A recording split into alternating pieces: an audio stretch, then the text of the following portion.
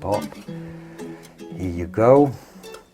So as you can see, I'm not using a flute or a coupe here. This type of glasses is actually the best way to really enjoy the depth, the complexity of a champagne wine.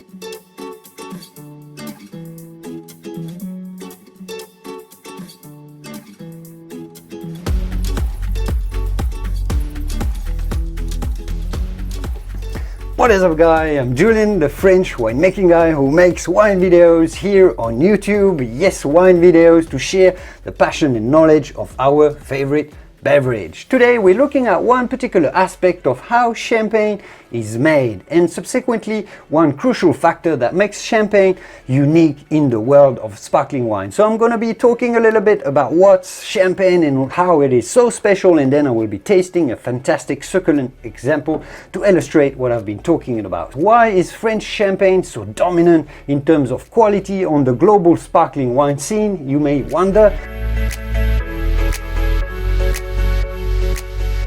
The first factor is obviously what we love to call in France, terroir. The region of Champagne is blessed by an extremely chalky soil.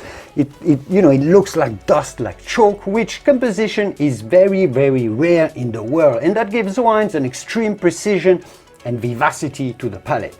Also, Champagne is pretty cold, being one of the coldest regions in France, which helps making fine and crisp sparkling wine.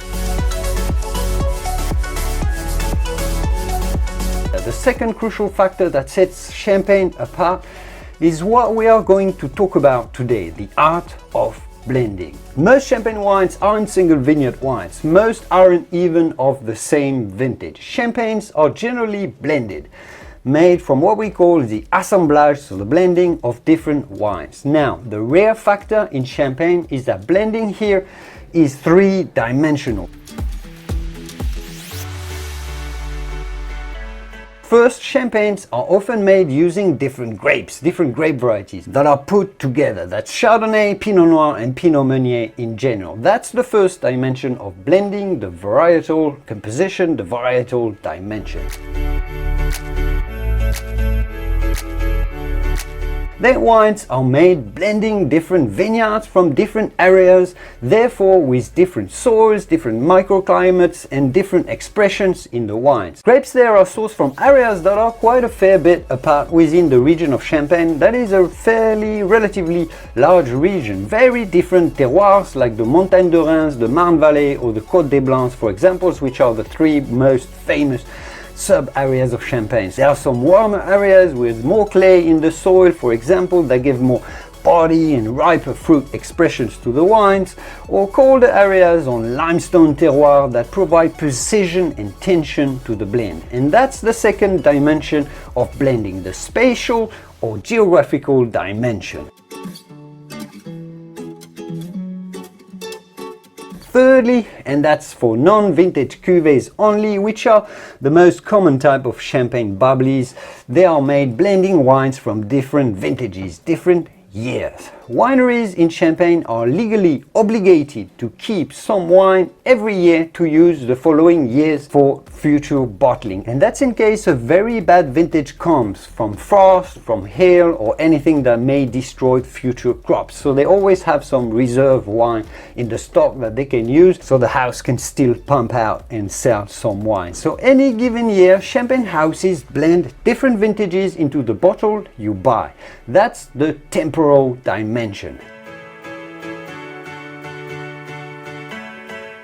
Now, wine region using blending with those three-dimension geographical, temporal and different grape varieties on that scale is virtually unseen anywhere else in the world of wine except for Champagne.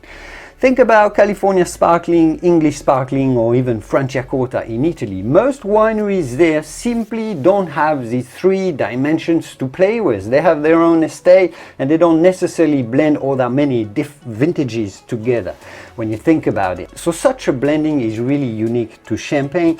Maybe Cava in Spain can do a little bit of that. And that's on top of a great climate, soil and hundreds of years of experience making and blending wine.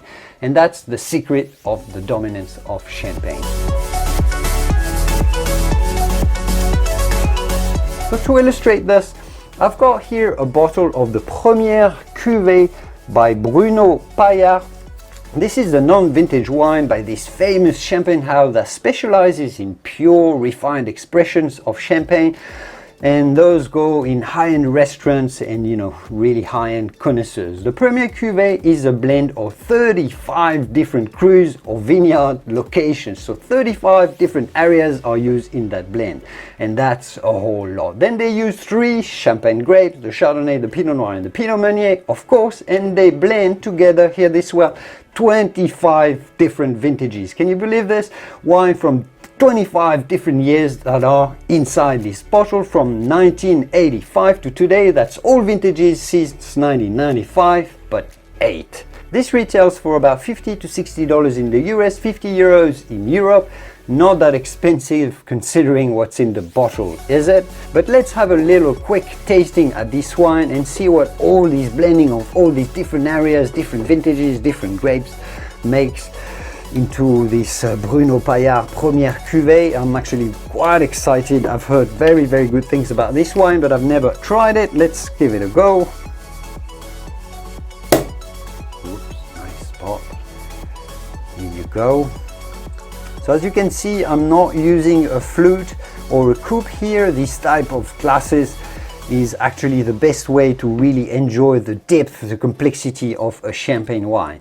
So as you can see, this got a nice lemon yellow, bright and shiny. It does have some delicate hues of pink from, I assume, the pink grapes that are used in this blend. Wow, there's a huge vibrancy of fruit character here. I'm getting a lot of grapefruit character that I often find into the Pinot Noir wines. There's also lots of lemon that is more characteristic of Chardonnay. Notes of brioche, notes of toasted bread. It's very complex, some sweet spices as well. Very, very delicate to smell at. So you can sense that there is an influence of the different grape varieties to the nose, from the citrusy, really sharp lemon from the Chardonnay, and the bit more opulent pomegranate and some red berries from the Pinot Meunier and the Pinot Noir. Straight away you can sense this. The brioche and the toasted bread come from the aging, the long aging on lees. But let's give this wine a quick taste. What strikes on the palate is how seamless the tasting experience is. This is certainly a dry champagne wine. It only has got, I think, 6 grams of sugar that are added at dosage. So deliberately the winery has gone for a very dry, pure expression of the fruit, but it's seamless. It's got lots of acidity, lots of tension, but it's seamless to taste. It feels very soft, very, very elegant on the palate. Explosive notes of orange peel, the abundance of lemon to the palate, the abundance of buttery, brioche characters, the sweet spices, the cinnamon, the clove on the background. This is a very, very long wine, and you can sense from the balance.